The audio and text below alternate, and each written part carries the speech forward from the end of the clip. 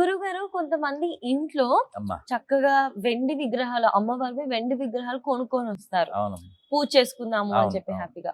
కానీ అలాంటి వెండి విగ్రహం అసలు ఇంట్లో పెట్టుకోవచ్చా అమ్మవారిది? ఒకవేళ పెట్టుకుంటే ఎటువంటి నియమాలు పాటించాలి? విగ్రహము అనేటువంటిది 3 అంగుళాల లోపల ఉండాలి. మొదటి నియమం. నియమం నుంచి వస్తాం. ఎందుకంటే 3 అంగుళాలు లోపల ఉండేటువంటి విగ్రహానికి బాల్యము అని పిలుస్తాం. 3 అంగుళాలు మించి ఉంటే యవ్వనము అంటాం. 6 అంగుళాలు మించి ఉంటే కౌమారము అంటాం. అంతకంటే పెద్దగా ఉన్నటువంటిది ప్రౌఢము అంటాం. ఇప్పుడు మనం చిన్నప్పుడు పాలు తాగితే చాలు, కొంచెం యవ్వనానికి వచ్చినప్పుడు అవి ఇవి తినాలి అని అనుకుంటూ ఉంటాం. కౌమారానికి వచ్చేటప్పటికి ఆచార సంప్రదాయాలు కావాలి. ఎందుకంటే అప్పటికి పెళ్ళయి బాధ్యత కుటుంబము ఒక వ్యక్తి మీద ఉంటాయి. వృద్ధానికి వార్ధక్యానికి పోయినప్పుడు సంఘ సమాజ గౌరవాలన్నీ ఉంటాయి. ఇదే విగ్రహానికి కూడా ఆపాదింపబడు. కాబట్టి గృహంలో బాల్య విగ్రహాలు పెట్టుకోవాలి. అంటే మనకు ఎప్పుడైనా బయట వెళుతూ ఉంటాం, ఇంట్లో ఉండని పరిస్థితి వస్తూ ఉంటుంది, తీసుకువెళ్ళాలి. ఇవన్నీ ఉన్నప్పుడు పిల్లవాడిని మనం ఎలాగైతే చూస్తామో ఆ విగ్రహానికి కాస్త పాలు పెడితే కూడా చాలు. 3 అంగుళాలు దాటిన విగ్రహానికి తప్పక నివేదన జరిగి తీరాలి. నివేదన, అభిషేకము, మర్యాద ఇవన్నీ అందులో నిష్ట అయ్యి ఉంటాయమ్మ. ఇప్పుడు పెద్దవాళ్ళ దగ్గర కొంచెం యువకుల దగ్గరికి పోయి మనం వ్యతిరేకంగా ప్రవర్తించామనుకున్న వాడు కోపం వస్తుంది. ఆ తత్వము కూడా ఆ లోహాన్ని ఆశ్రయించి ఉంటుంది. పంచలోహ విగ్రహాలు అనేటువంటిది శ్రేష్టం, దోషం లేనివి. వెండి శ్రేష్ఠ ధాతువు కాబట్టి పూర్తి వెండిగా ఆరాధన చేయడానికి నిషేధము శాస్త్రం చెప్పింది. దాంట్లో కొద్దిగా బంగారం ఉండాలి, లేదంటే పంచలోహ విగ్రహాలు అయితే మంచిది. అది లేకపోతే మృణ్మయ విగ్రహాలు శ్రేష్టము, ఏది లేకపోతే మానసికంగా అత్యుత్తమం.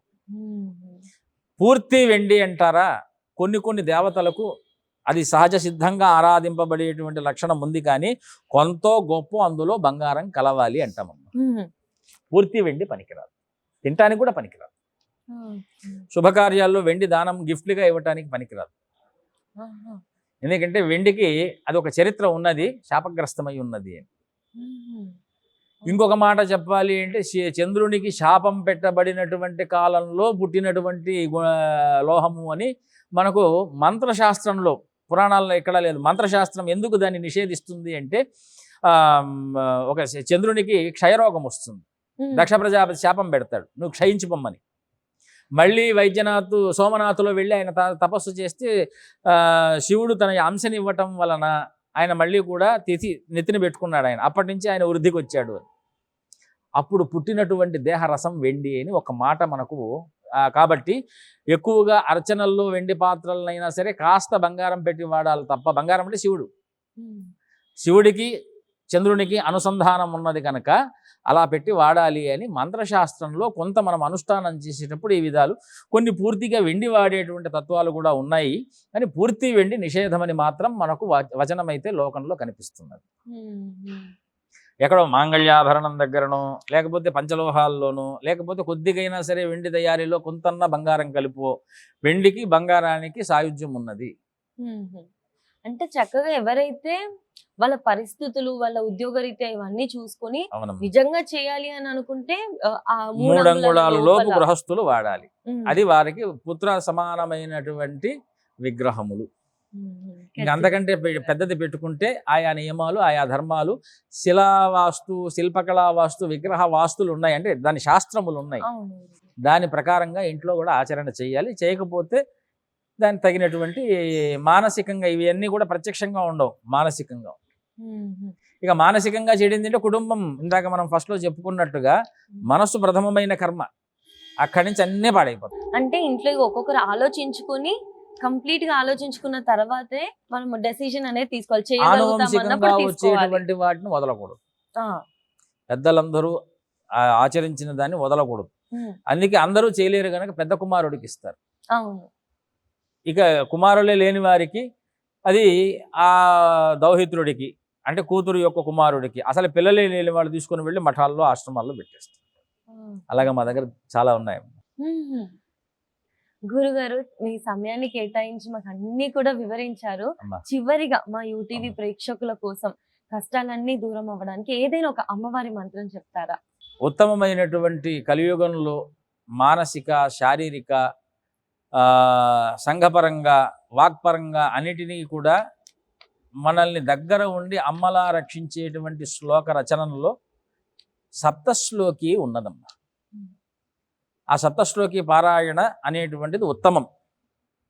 ఇంకా ఆ 7 శ్లోకాలు కూడా మేము చదువుకోలేము అని మనం అనుకుంటే చండీ సప్తశతిలో దుర్గా సప్తశతి శ్లోకంలో మనకు ఒక శ్లోకం కనిపిస్తుంది.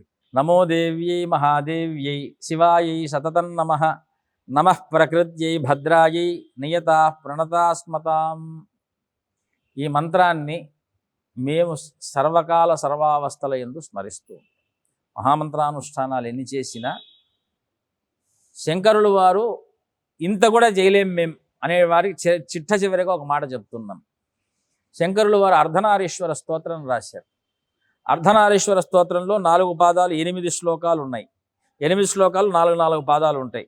ప్రతి చివరిగా వచ్చేటువంటిది నమఃశివాయై చ నమఃశివాయ అంటే శివాయై శివాయ, దేవీ పంచాక్షరి శివ పంచాక్షరి రెండూ కలిసినటువంటిది శ్లోకంలో పెట్టారు కనుక అదే మంత్రాన్ని వీక్షకులకు ఇస్తున్నాం.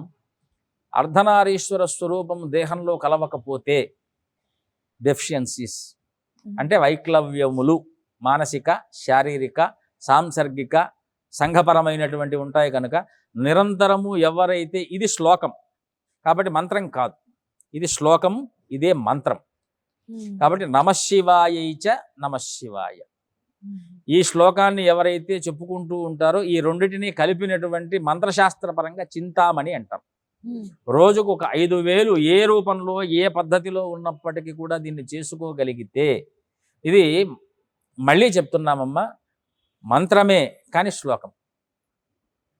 మంత్రం మాకు స్వామివారు పంచాక్షరి ఉపదేశించారంటే పంచాక్షరి కాదు, ఇది దశాక్షరి. శక్తి గౌరీ పంచాక్షరి, శక్తి పంచాక్షరి, శివ పంచాక్షరి శ్లోక రూపంలో శంకర భగవత్పాదులు ఇచ్చినటువంటిది. దీన్ని రెండూ కలిపి అర్థం చూస్తే చింతామణి అంటే చింతల యొక్క ప్రత్యక్షాన్ని పొందింపచేసేటువంటి మణి. దీన్ని పఠించి జపించి తరించుదురుగాక. 5,000 రోజుకు మనం తప్పకుండా చేస్తూ ఉండాలి.